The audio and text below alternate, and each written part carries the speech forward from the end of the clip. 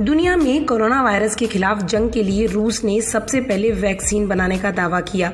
हालांकि दुनिया के कई अन्य देश इस वैक्सीन की उपयोगिता पर सवाल उठा रहे हैं, लेकिन रूस अपनी वैक्सीन स्पुतनिक वी को लेकर आगे बढ़ रहा है।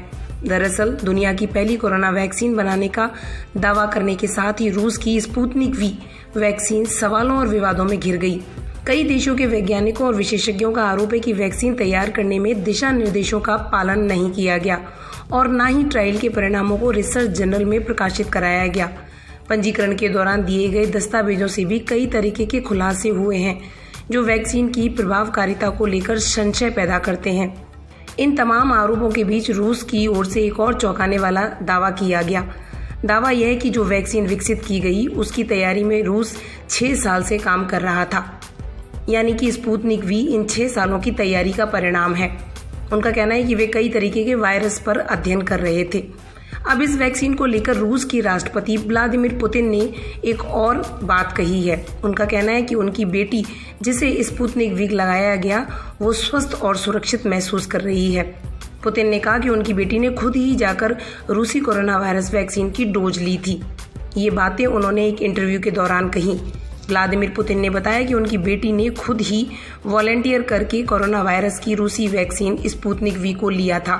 उन्होंने कहा कि अब उसे लेने के बाद उनकी बेटी स्वस्थ और सुरक्षित है। किसी भी तरीके का कोई साइड इफेक्ट सामने नहीं आया है।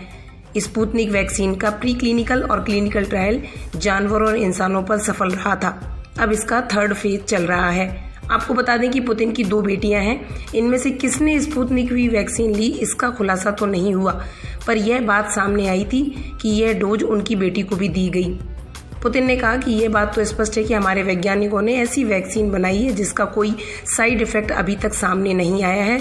दूसरा, लोगों में रोग प्रतिरोधक क्षमता भी बढ़ी है। उन्होंने कहा कि ऐसा ही मेरी बेटी के मामले में हुआ। स्पुतनिक वैक्सीन लेने के बाद वो पूरी तरह सुरक्षित है।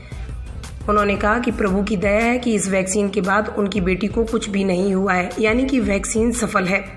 उन्होंने इंटरव्यू में इस बात का खुलासा किया कि उनकी बेटी वयस्क है और उसे सही गलत का अंदाजा है। उसे इस वैक्सीन के प्रभावों का भी पता था। उसने खुद वैक्सीन लेने का फैसला किया था। उसके ऊपर किसी भी तरीके का कोई दबाव नहीं था। उन्होंने बताया कि डोज लेने के बाद उसके शरीर का तापमान थोड़ा बढ़ा था, लेकिन बाद में वह पूरी तरह ठीक हो गई। उन्होंने बताया कि उनकी बेटी को स्पुतनिक वी वैक्सीन की 21 दिन बाद दूसरी डोज दी गई। उसके बाद से भी वह पूरी तरह सामान्य है। पुतिन ने बताया कि कोरोना वायरस को लेकर उनकी दूसरी वैक्सीन सितंबर में आ जाएगी।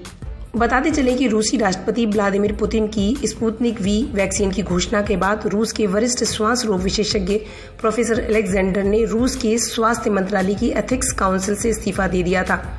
बताया जा रहा है कि स्पुतनिक वी वैक्सीन का पंजीकरण न रोक पाने के बाद उन्होंने एक कदम उठाया। उन्होंने वैक्सीन की सुरक्षा और असर पर सवाल उठाए।